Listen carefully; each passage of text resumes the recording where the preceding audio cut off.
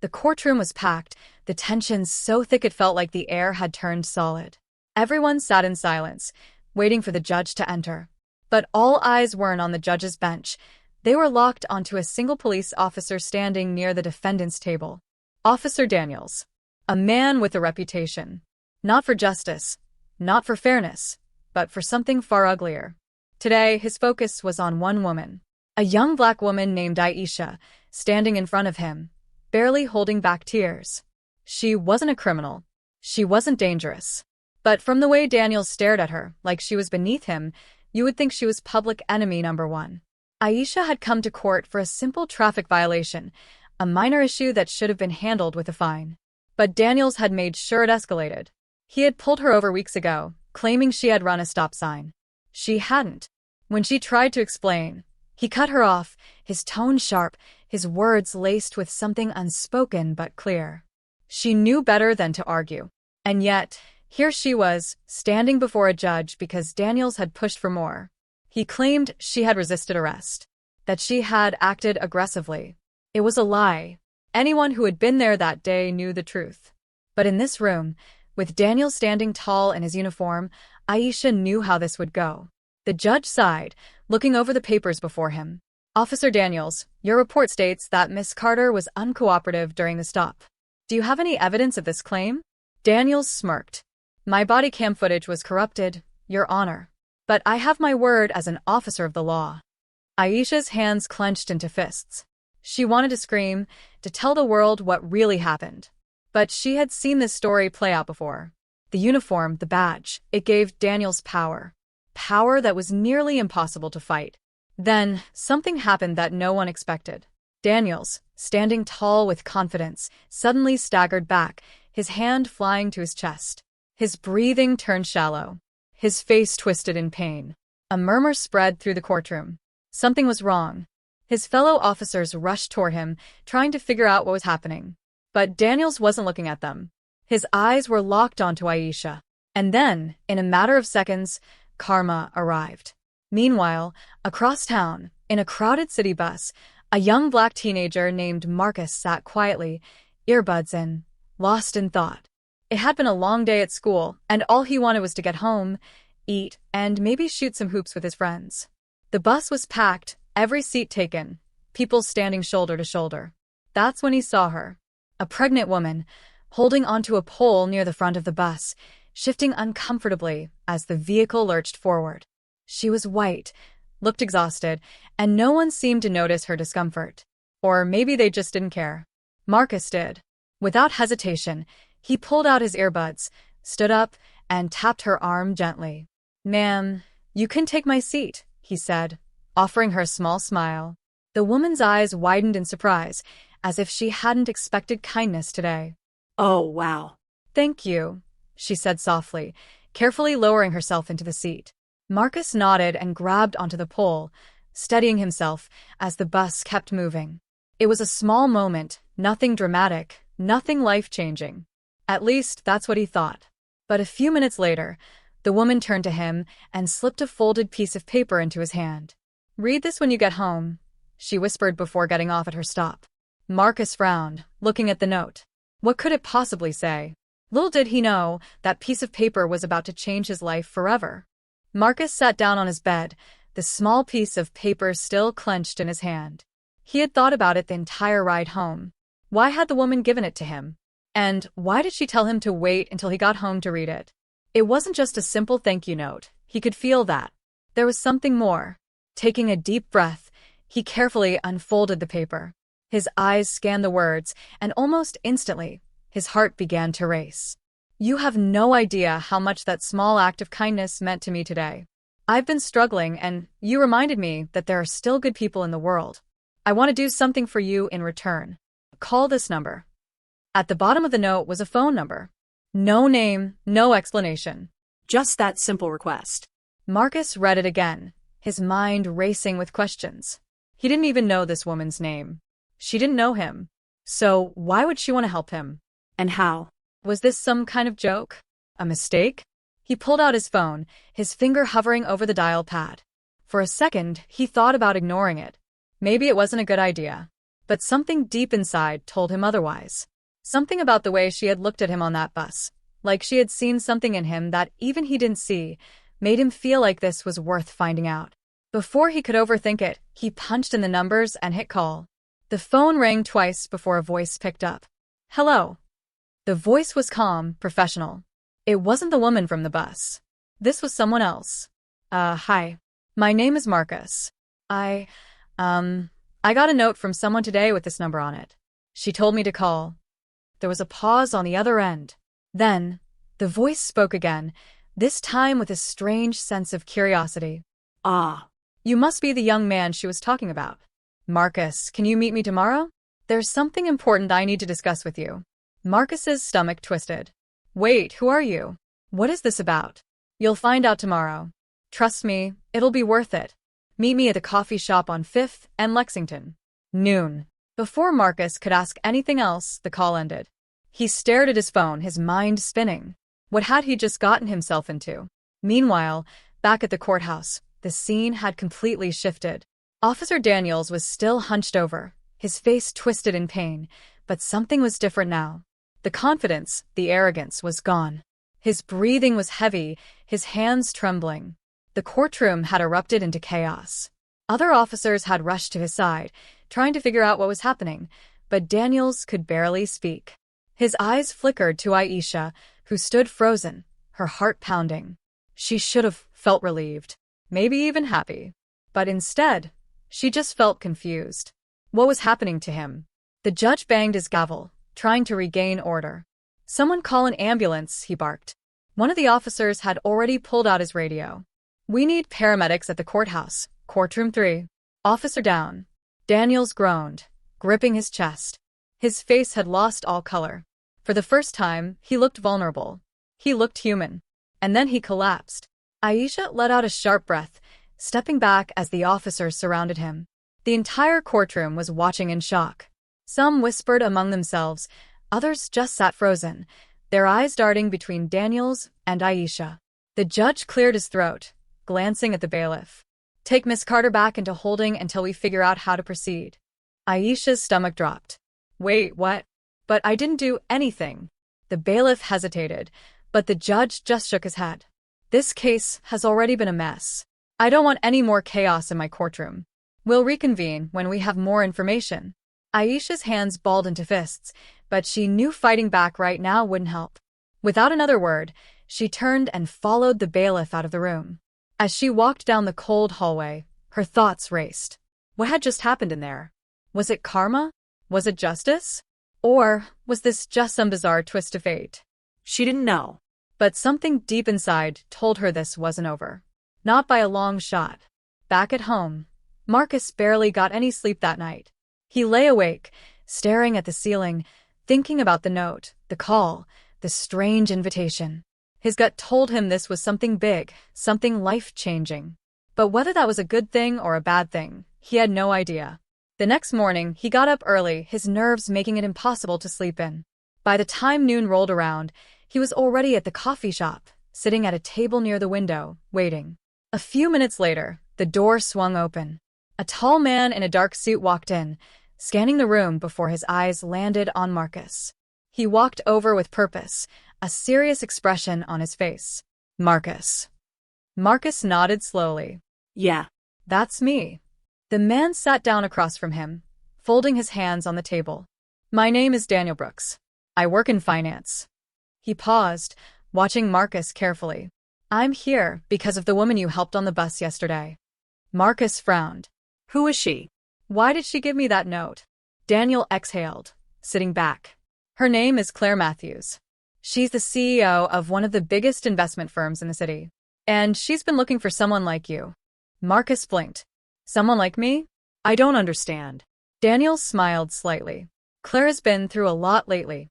She's been questioning a lot of things about the people around her, about the way the world works. And yesterday, when she was standing on that bus, exhausted, ignored by everyone, you changed something for her. You didn't see her as just another stranger.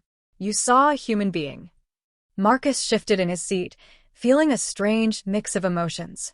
I mean, it was just a seat. Daniel shook his head. No, Marcus. It wasn't. Claire sees something in you. She sees potential. And she wants to give you an opportunity that could change your life. Marcus's breath caught in his throat. What kind of opportunity? Daniel slid a small envelope across the table. This. Marcus hesitated before picking it up. His fingers trembled slightly as he opened it and pulled out the papers inside. His eyes scanned the words. And then, his heart nearly stopped. A full-ride scholarship to one of the top universities in the country. Marcus looked up, his eyes wide with disbelief. This isn't real. Daniel smiled. It's very real, Marcus. Claire believes in paying it forward. And now, it's your turn to decide what to do with this gift. Marcus swallowed hard, his mind spinning. Just yesterday, he was just a regular kid, riding the bus home. And now, in the span of 24 hours, everything had changed. But one question still remained. Why him? And why now? And as he sat there, staring at the papers in his hands, he realized something. This wasn't just about a scholarship. This was about fate, about choices, about the ripple effect of a single act of kindness. And whether he was ready for it or not, his life was never going to be the same. Marcus stared at the scholarship letter, his hands shaking slightly. This had to be a mistake. Things like this didn't just happen to people like him. His whole life, he had worked hard, but he had never expected anything in return.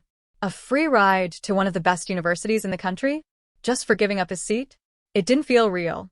He looked up at Daniel, who was watching him with a calm but serious expression. Why me? Marcus finally asked. Daniel leaned forward, resting his hands on the table. Claire doesn't believe in coincidences.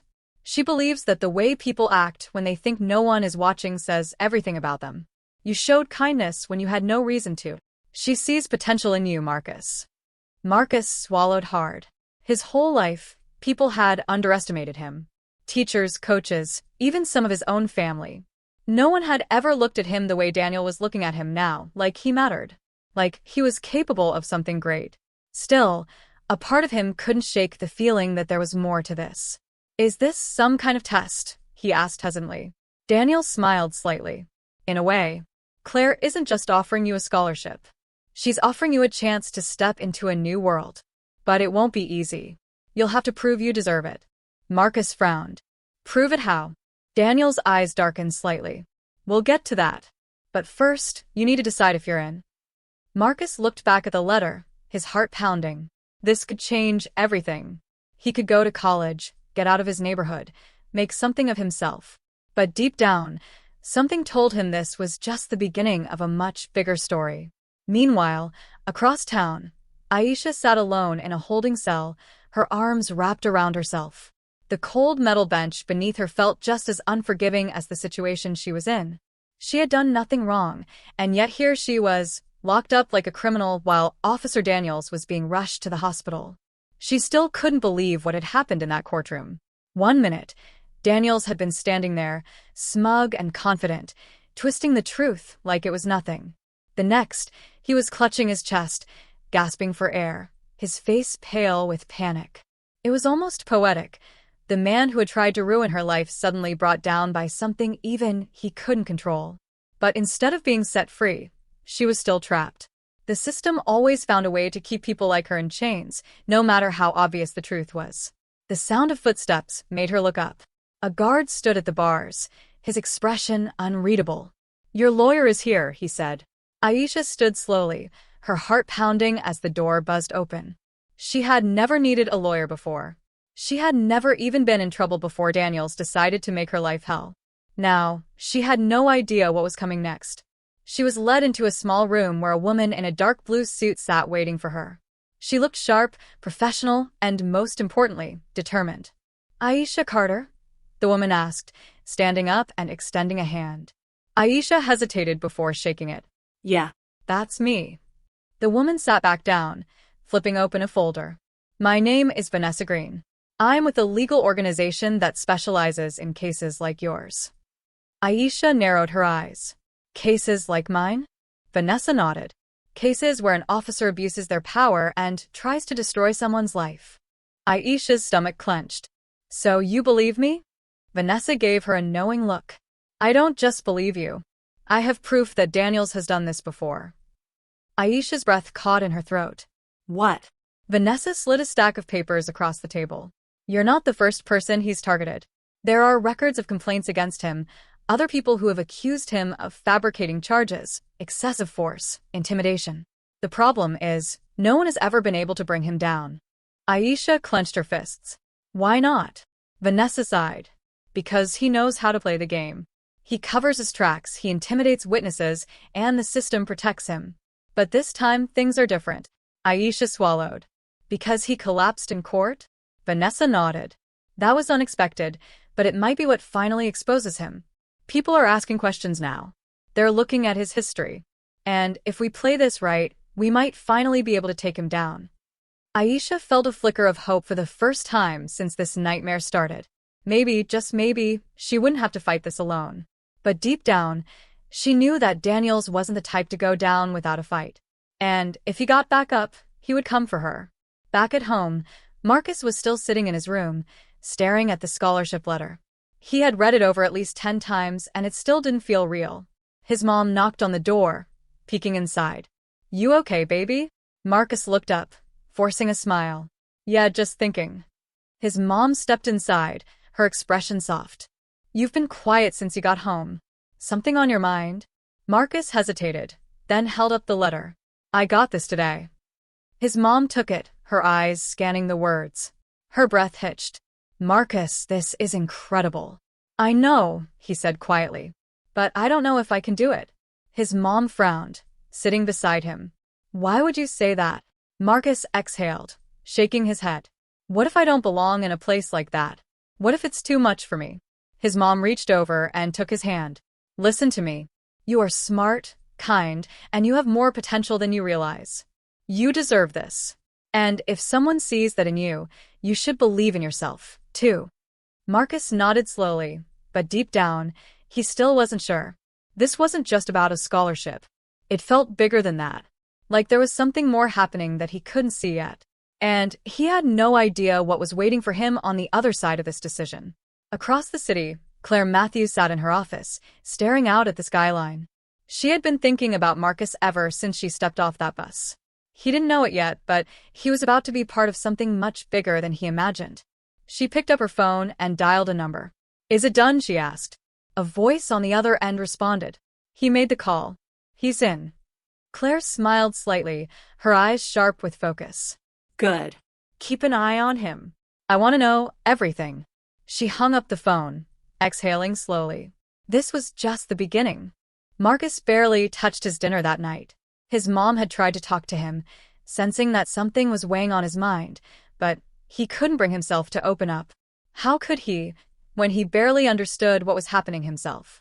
Everything about this felt unreal. The scholarship, Claire Matthews, the way his entire life had shifted in a matter of hours. It felt too big, too sudden. And then there was the phone call.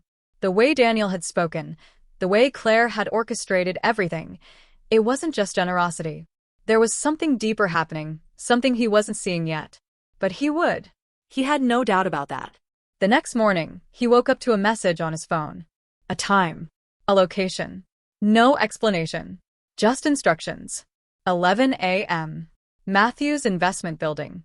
42nd floor. Marcus stared at the screen, his stomach twisting. This was it. Whatever he was stepping into, it was happening today. Meanwhile, across town, Aisha sat in a small conference room with Vanessa, going over paperwork. The more she learned about Officer Daniels, the clearer the picture became. He had a long history of targeting people like her, young, black, no connections to power, easy to discredit.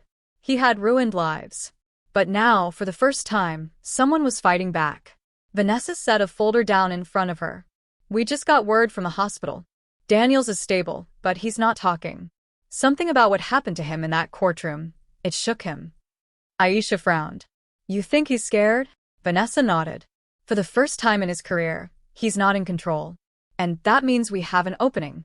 But we have to act fast. Because once he recovers, he's going to do everything he can to take you down. Aisha took a deep breath, trying to steady herself. So what do we do? Vanessa's eyes were sharp. We take this public. We expose everything. And we don't give him a chance to cover it up. Aisha's heart pounded. She had spent so much of her life trying to stay out of trouble, trying to avoid attention. Now, she was about to step right into the spotlight. But she knew Vanessa was right. If they didn't fight now, Daniels would bury the truth. And she refused to let that happen. At the same time, Marcus stepped into the towering Matthews investment building, feeling completely out of place. The lobby was sleek, polished, filled with people in expensive suits moving with purpose. He swallowed hard, gripping the strap of his backpack. He had never been in a place like this before. A receptionist guided him to an elevator, pressing the button for the 42nd floor. As the doors closed, Marcus's mind raced. What was waiting for him up there? When the doors slid open, Daniel Brooks was standing there, waiting. "Glad you made it," he said, motioning for Marcus to follow. They walked down a long hallway, the floor-to-ceiling windows revealing a breathtaking view of the city. But Marcus barely noticed. His focus was on the door at the end of the hall, the one Daniel was leading him toward. Daniel pushed it open, stepping aside. "Go ahead." Marcus hesitated before stepping inside. Claire Matthews sat at a massive desk, her gaze sharp and unreadable. She gestured for him to sit. "Marcus," she said smoothly, "I'm glad you came." Marcus swallowed, trying to keep his voice steady. "I still don't understand why I'm here." Claire leaned back, studying him. "Because I see something in you. And I'm offering you a chance to prove me right." Marcus frowned. "Prove what?" Claire slid a folder across the desk. "That you're more than just a kid from your neighborhood. That you can step into a world most people never get access to." Marcus slowly opened the folder. Inside were documents, numbers, financial reports, things he barely understood. "What is this?" he asked. Claire's lips curved into a small smile. "An opportunity. But one that comes with a test. I want to see how you handle pressure, how you adapt. If you succeed, you'll have more than just a scholarship. You'll have access to something much bigger." Marcus stared at her, his pulse racing. He had no idea what he was stepping into. But one thing was clear.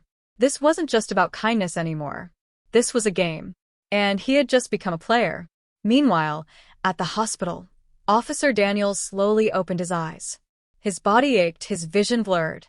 He could hear the steady beep of the monitors, the distant voices of nurses outside the room. But something else caught his attention. A figure standing near the window, watching him. As his vision cleared, he realized who it was. Aisha Carter. His breath hitched, panic creeping into his chest. She shouldn't be here. She wasn't supposed to be anywhere near him. But Aisha didn't move. She just stood there, her eyes locked on his, her expression unreadable. Daniels opened his mouth to speak, but before he could say anything, she turned and walked away, leaving him alone with a sinking realization. For the first time in his life, he was the one being watched. Daniels sat frozen in his hospital bed long after Aisha had disappeared down the hall. His mind raced, trying to make sense of what had just happened. Why was she here? How had she even gotten past security? His hands clenched the blanket, his heart pounding in a way that had nothing to do with his recent collapse. For the first time in his career, he wasn't the one in control. And that terrified him. A soft knock at the door pulled him from his thoughts. A nurse entered, checking the monitors before adjusting his for. She didn't say much, but Daniels caught the way her eyes lingered on him a second too long. Like she knew something. Like she had already made up her mind about him. "How much longer am I in here?" he asked, his voice rough. The nurse barely glanced at him. "Doctor says another day. Then you'll be discharged." Daniels exhaled slowly. He had to get out of here. He needed to get ahead of whatever was happening. Aisha wasn't just fighting back. She was making a statement. And now, for the first time, people were paying attention.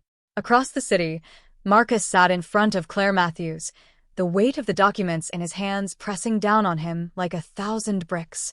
He had spent the last 10 minutes flipping through them, trying to make sense of the numbers, the names, the legal jargon that seemed impossible to untangle. But one thing stood out. A familiar name. Officer Thomas Daniels. Marcus's stomach twisted. He glanced up at Claire, who was watching him with sharp, expectant eyes. "You recognize it," she said smoothly. It wasn't a question. Marcus hesitated before nodding. "Yeah." "He's the cop all over the news right now. The one who—" He stopped himself, suddenly feeling like he was standing at the edge of something he wasn't supposed to see. Why is his name in here? Claire leaned forward, folding her hands together. Because corruption runs deep, Marcus. Daniels isn't just some rogue cop abusing his power. He's part of a system that's been operating for years. And I need someone like you to help expose it. Marcus felt his pulse hammering in his ears. Me? Why me? Claire smiled slightly. Because you're smart. Because you see things other people don't. And because whether you realize it or not, you're already connected to this. Marcus shook his head. I don't know anything about this. I just gave up my seat on the bus. That's it. Claire's expression didn't change. And that's where you're wrong. She slid another document toward him. This one wasn't filled with numbers or legal terms. It was a picture. A surveillance photo, grainy but clear enough to recognize the two people in it. Marcus felt the air leave his lungs. It was him, sitting on the bus, standing up to give his seat away. And behind him, barely noticeable at first glance, Officer Daniels. Marcus's hands trembled slightly as he looked back at Claire. I don't understand. Claire's voice was calm, steady. Daniels wasn't just another officer that day. He was following someone, watching someone, and you just happened to be caught in the middle. Marcus's head spun. But why would he? Claire cut him off. Because Daniels was on assignment that day. He was watching someone tied to a case much bigger than you can imagine. And the person you gave your seat to? She wasn't just any pregnant woman. She was connected to all of it. Marcus felt his chest tighten. Who was she? Claire's eyes darkened. Her name was Claire Thompson. And she was a whistleblower about to testify against a network of corrupt officers, including Daniels. Marcus felt like the ground beneath him was shifting. But she was just a random woman on the bus. Claire shook her head. There are no coincidences, Marcus. Meanwhile, Aisha sat in Vanessa's office, staring at a laptop screen. The video footage was grainy but clear enough. It was security camera footage from the courthouse, right before Daniels had collapsed. Vanessa paused the video, pointing at something on the screen. Look closely. Aisha leaned in, her stomach flipping. There, in the background, barely noticeable, was another officer. One she didn't recognize. Aisha frowned. Who is that? Vanessa's expression was grim. We don't know yet. But we do know one thing. He was watching Daniels the entire time. And right before Daniels collapsed, he left the room. Aisha's heart pounded. You think it wasn't just a medical emergency? Vanessa exhaled. I think Daniels was set up. Aisha's mind raced. If someone had taken Daniels down, that meant there were even bigger players involved in this than she had realized. And if Daniels was just a piece of the puzzle, then who was really pulling the strings? Marcus stepped through the door, his heart hammering in his chest. The air inside the dimly lit office was thick with tension, the weight of something unseen pressing down on him. He wasn't sure what he had expected, but the moment he entered, he knew there was no turning back. Claire stood by the window, her arms crossed as she stared out at the city. Beside her, Daniel Brooks leaned against the desk, his usual confidence replaced by something heavier. Marcus could tell whatever was about to happen. It was bigger than anything he had been prepared for. You came, Claire said without turning around. Marcus swallowed hard. I need to know the truth. Claire finally faced him, her expression unreadable. You already know the truth, Marcus. You just don't know what to do with it yet. She nodded toward the desk. Marcus followed her gaze and saw another folder lying there. Hesitant, he stepped forward and flipped it open. Inside were more documents, more reports, but this time, the focus wasn't on Officer Daniels. It was on the people above him, the ones who had protected him, funded him, and, when the time came, abandoned him. There were names Marcus recognized from the news, high-ranking officials, corporate executives, even politicians. His stomach twisted. This is bigger than just one cop. Claire nodded. Daniels was a symptom, not the disease. And now that he's been exposed, the people behind him are scrambling to cover their tracks. Marcus shook his head. So what happens now? Daniel Brooks straightened, speaking for the first time. Now we take it public. Marcus blinked. What? Daniel's eyes were steady. We release everything. The documents, the footage, the connections. We make sure the world knows exactly what's been happening. Marcus felt his pulse race. This was huge. If they did this, it wouldn't just bring down one corrupt officer, it would shake an entire system. But at the same time, he knew the risks. The people they were going up against wouldn't just sit back and let this happen. As if reading his mind, Claire said, "We won't be doing this alone. The media is already circling the story. We have lawyers ready. Whistleblowers coming forward. The moment we release this, it won't just be us against them. It'll be the entire world watching." Marcus exhaled slowly, his mind spinning. He had never imagined that one small moment, giving up his seat on the bus, would lead him here. But now, standing in this room, looking at the undeniable proof before him, he knew he had a choice. He could walk away, pretend none of this had ever happened. Or he could stand and fight, even if it meant stepping into the unknown. He met Claire's gaze and nodded. "Let's do it." Meanwhile, across the city, Aisha stood outside the courthouse, the cold air biting at her skin. She could feel the energy shifting, the anticipation of something bigger coming. She had spent years avoiding the spotlight, staying quiet to survive.